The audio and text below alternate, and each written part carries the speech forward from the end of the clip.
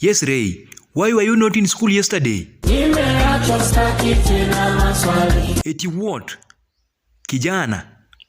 Why must you talk to me like that? Eti what?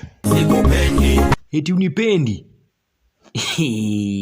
Do you know that I am your class teacher? Good. So where have you gotten that courage to talk to me like that? And you are standing. Where do you think you want to go to? Beach. And we are in class. Not serious at all. Who's the class prefect? Good. What is wrong with your classmates?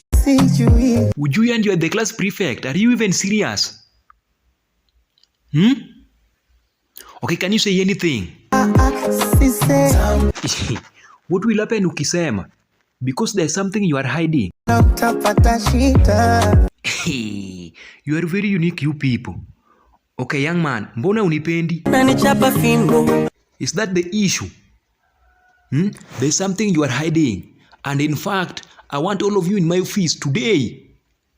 You are going to cry.